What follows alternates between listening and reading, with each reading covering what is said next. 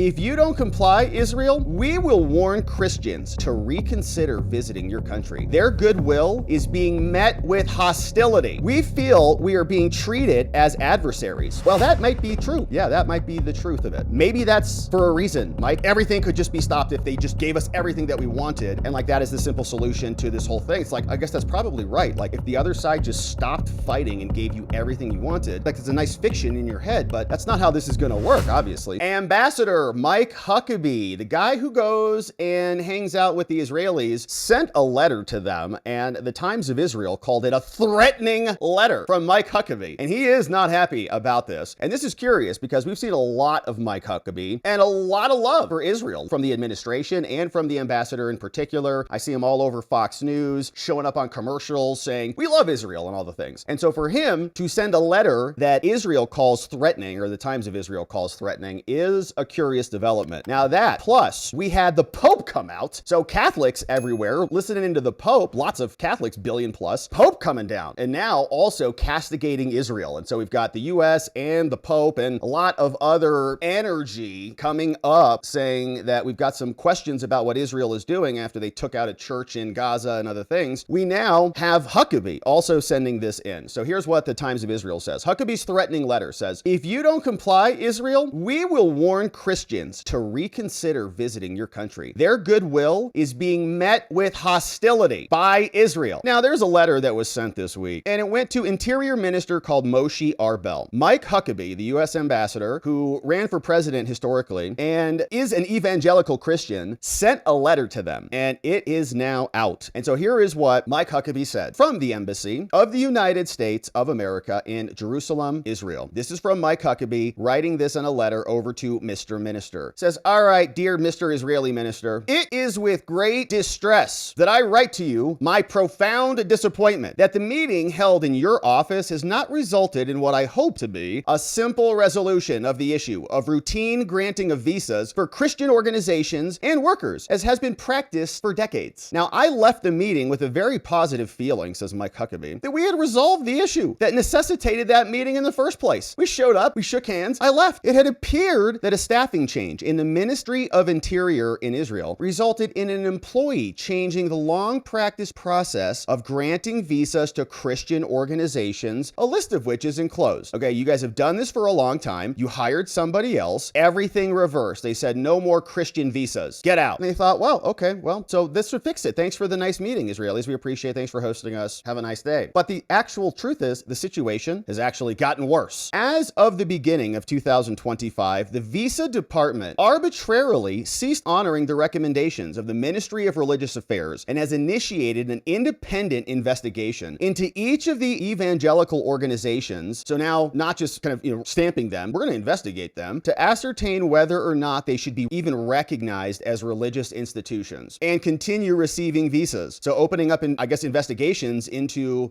what these foreign organizations want to do in their country, which is interesting. Like, what are these Christians doing in our country? Like coming in here with organizational power and maybe exercising influence in our nation. They want to keep tabs on that. Maybe we should do that here, Now, this includes many historic organizations such as the Baptist Convention of Israel, the Christian Missionary Alliance, Assemblies of God, etc., some of whom have been active here since 1948. Now, the vast majority of them have headquarters in the United States. They have all been required to fill out extensive questionnaires regarding their religious beliefs, their activities, their assets in Israel, and all the things. And to the best of my knowledge, says Huckabee, none of them have received new A3 clergy visas since the beginning of the year, as they are all, quote, under investigation. This is maybe the holiest place on the whole planet. And so if Christians want to go visit there, you would expect our greatest so-called ally to let them come in here. But no. As a solution, Mike Huckabee says, we simply requested that the visa department return to the status quo and recognize the recommendations of the Ministry of Religious Affairs, which is its own department. Okay, so your own government is saying these people should come in, but another branch is now wanting to investigate them. Huckabee says, there are a handful of Protestant evangelical educational institutions active in Israel, such as the Anglican School under the Israel Trust of the Anglican Church, the IBEX from Masters University, the University of Holy Land, and the Jerusalem University College, because they are all affiliated with churches or are the close or are something. So we might be missing a page there, or are what? Then it goes on. This came over over directly from Times of Israel, so I don't know if they left a page out or what. But the close partnership between the United States and Israel government is at an all-time high, having just concluded a joint military operation where we bombed for you that will hopefully curtail the threat from an Iranian nuclear ambition. After all of this nice work that we did with you, now you're going to not allow Christians to come in and access the most holiest land ever from our greatest ally? Huckabee says, for our formal and cordial official request from U.S. Embassy Jerusalem to return to the status quo of long-standing practices regarding visas, only to be rebuffed and made worse, is shocking and a source of inexplicable disappointment. They're like, oh, you don't want to be investigated? Sure, we won't investigate you anymore. Shake hands, leave. They investigate you harder. Okay, double down. Go get him even harder. Stabbed him in the back. Now, let me reiterate that we are not asking for special or out of the ordinary treatment at all. We are simply requesting that the long-standing policy that has been employed for generations be continued. And it is the abrupt change and the additional burden and expense that has been imposed without explanation that we find bewildering. Wow, this letter, he just became an instant anti-Semite and Hamas supporter, didn't he? The United States and evangelical Christian organizations are your friends.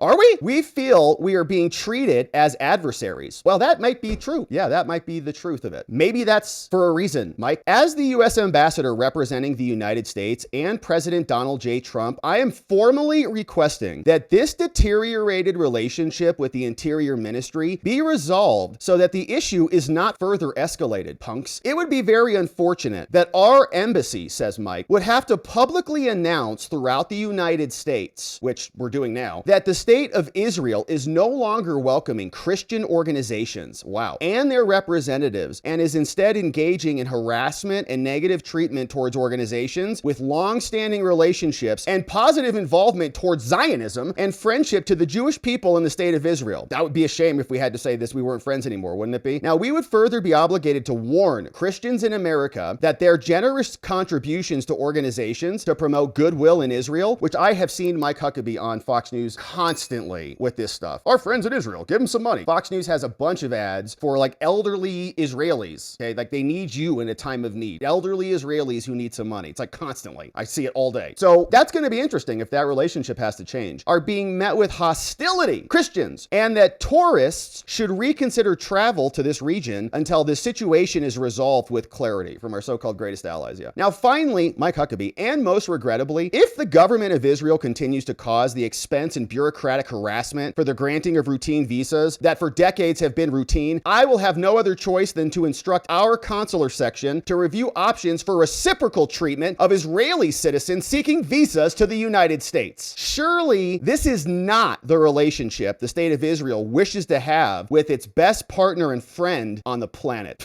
I guess, maybe. And what we're seeing in response to this, which is just bewildering indeed, but not so much bewildering. What you'll see now is the Pope also basically had enough of this crap, okay? We saw a church get exploded in Gaza, and it looks like it was a direct projectile strike right to the church. Everyone knows it. They call it an accident, under investigation, all the things. We know what happened. Pope Leo said the following: tragic news continues to arrive in these days from the Middle East, especially from Gaza. I express my profound sadness regarding last Thursday's attack by the Israeli army on the Catholic parish of the Holy Family in Gaza City, which, as you know, killed 3 Christians and gravely wounded others. Now, I pray for the victims: Saad Isa Kostandi Salameh, Fomia Isa Latif Ayad, Najwa Ibrahim Latif Abu Daud, and I am particularly close to their families and to all the parishioners. Now, sadly, says the Pope, this act adds to the continuous military attacks against the civilian population in places of worship in Gaza. I again call for an immediate halt to the barbarism of the war and for a peaceful resolution of the conflict. I renew my appeal to the international community to observe humanitarian law and to respect the obligation to protect civilians, as well as the prohibition of a collective punishment, the indiscriminate use of force, and the forced displacement of the population. And to our beloved Middle Eastern Christians, I say, I deeply sympathize with you and your feeling that you can do little in the face of this grave situation. You are in the heart of the Pope and the whole of the Church. Thank you for your witness of faith. May the Virgin Mary, women of the Levant, dawn of the new sun that is rising in history, protect you always and accompany the world towards the dawn of peace. And of course, now the Pope also loves Hamas now and is also an anti-Semite and just hates Jews everywhere, according to most of the comments from the bots in the chat. Then you'll see here, Politico's reporting this: dozens of Palestinians killed while waiting for humanitarian aid across Gaza. Gaza, says their health ministry. Israel's responding to this, and they say, no, it's all exaggerated. It's interesting because it's like constant exaggerations. Like everything that is like this pattern happens. It's like they're kicking Christians out, they're bombing or blowing up Catholic churches, then they're killing humanitarian. Everybody's just overreacting to everything, and it's all because of anti-Semitism or indiscriminate hatred of the Jews or something like that, which is not at all what anybody's upset about. We're upset about Israel and the fact that their military is doing these things, taking out churches, and their government is seemingly, according to Mike Huckabee, worsening relationships with Christians in America who want to go and support Israel. Bizarre behavior. So Politico is reporting this, and of course, Israel's going to have their own response, and they said that, nope, none of this happened. Everybody's just making it up. At least 73 people were killed while attempting to access aid at locations across Gaza on Sunday. 73 dead. The health ministry in Palestine said. The Israeli military said the soldiers had shot at a gathering of thousands of Palestinians in northern Gaza who posed a threat, and that it was aware of some casualties. Okay, there's a big group of people. The Israelis just say, oh, there's too many of them. All right, just start killing them, I guess. But it said that the numbers being reported by the teams in Gaza were far higher than the military's initial investigation found, okay? We didn't kill that many people. It wasn't 73 who were waiting there. It was like 50, so just chill out. The military added that it is attempting to facilitate the entry of aid, and they blamed Hamas for fomenting chaos and endangering the civilians. I know, just like that Catholic church was also fomenting chaos just standing there. The largest toll, according to the Gaza ministry, was in the northern part of the territory, where at least 67 Palestinians were killed while trying to reach aid entering northern Gaza through the Zikim crossing with Israel. More than 150 people were wounded as the Israeli military was just Boston massacring everybody. 7 Palestinians were also killed while sheltering in tents in Khan Yunis, including a 5-year-old boy, according to a Kuwait specialized field hospital, which is obviously anti-Semitic, filled Hamas supporting liar. It wasn't immediately clear whether they were killed by the Israeli army or armed gangs or both, but some witnesses said that the Israeli military shot at the crowd, and they admitted it sounds like. The killings in northern Gaza didn't take place near distribution points associated with this fund, and they say health workers say hundreds of people have been killed by Israeli fires while trying to access the group's distribution sites. Meanwhile, the Israeli military published new evacuation warnings for the areas in one of the only few areas where the military has rarely operated with ground troops. The evacuation cuts access to the city of Deir al-Balah and the southern cities of Rafah and others. The announcement came as Israel and Hamas have been holding ceasefire talks. Benjamin Netanyahu has repeatedly stressed that expanding Israel's military operation is going to pressure Hamas. Earlier this month, they said it controlled more than 65% of the strip. They're not going to stop until they get it all. The UN has been in contact with Israeli authorities to clarify their plans, and military spokesman said that the military will attack with intensity. Yeah, apparently, even, hungry kids. Gaza's population of more than 2 million Palestinians are in catastrophic humanitarian crisis, and now they're saying total death up to 58,000. Golly. So, and the response to this pattern that is now emerging, you got the Pope talking about it, you got Ambassador Huckabee, who's now abandoning ship and being very ornery about how Israel's treating everybody. You've got Politico and others reporting on it, and the refrain is constantly along the line of Hamas could end the war. Everything could just be stopped if they just gave us everything that we wanted, and like that is the simple solution to this whole thing. It's like, I guess that's probably right. Like if the other side just stopped fighting and gave you everything you wanted, like it's a nice fiction in your head, but that's not how this is going to work, obviously. So what is the alternative plan? And if this is what we're seeing, where we have problem after problem after problem compounding with leaders all across the world, we'll see how that bodes for the government of Israel and whether that will cause any changes in even the Trump administration, which thus far has been very supportive of all of their actions. Now that Mike Huckabee is getting snubbed and snuffed, we'll see if that support continues.